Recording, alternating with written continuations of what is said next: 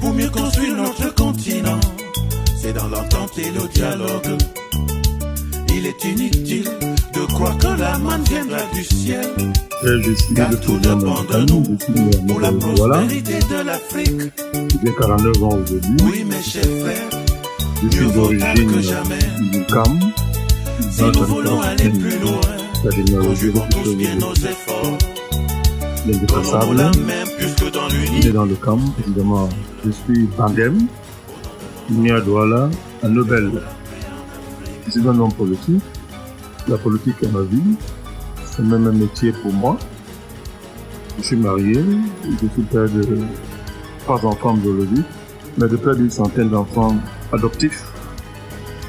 Et voilà. La politique est ma passion. Le combat pour la libération du continent africain en particulier, et depuis l'humanité en général, est ma raison de vivre qui se fait.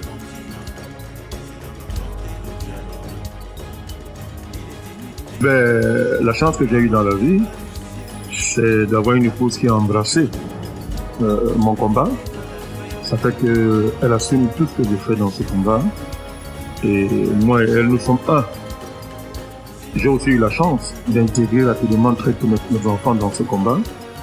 Ils savent que leur papa est quelqu'un qui a consacré sa vie à la libération du continent africain, en particulier de l'humanité en général. Donc à ce niveau, il n'y a pas de problème dans la famille. La famille, c'est une famille de combat. C'est une famille consacrée à la lutte. Donc à ce niveau, Dieu merci, il n'y a pas de problème.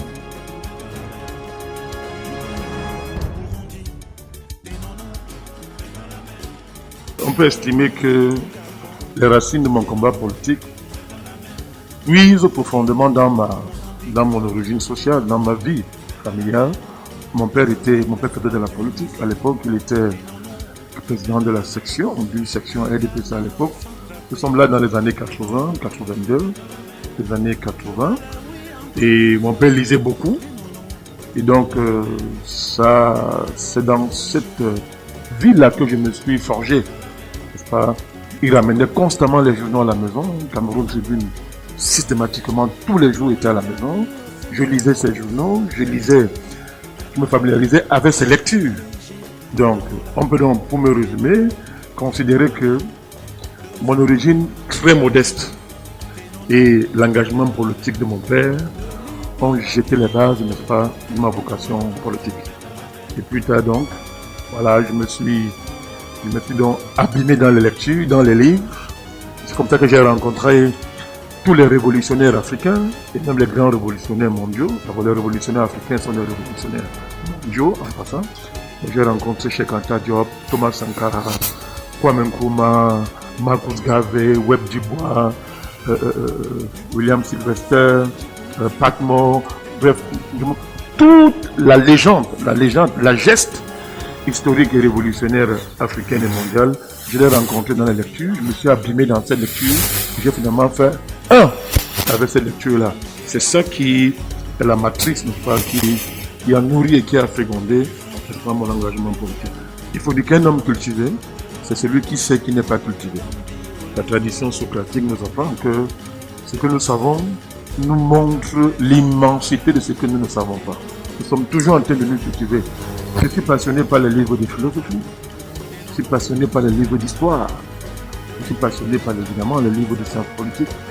Je ne vais pas vous le cacher. Je lis énormément, je lis beaucoup. Parce que dès que vous cessez de lire, dès que vous cessez de travailler, vous commencez à perdre ce que vous saviez déjà. Je lis tout. Je suis un peu éclectique. Je lis tout. Et un de mes livres fondamentaux, par exemple, c'est la Bible. C'est un outil opératoire. Je ne lis pas la Bible, je ne fais pas du biblisme. Donc, entre autres de mes lectures, vous voyez la Bible. Quand je tombe sur le Coran, je le lis, sans problème. Moi, je lis tout. Et je passe pas une journée sans m'assurer que j'ai lu.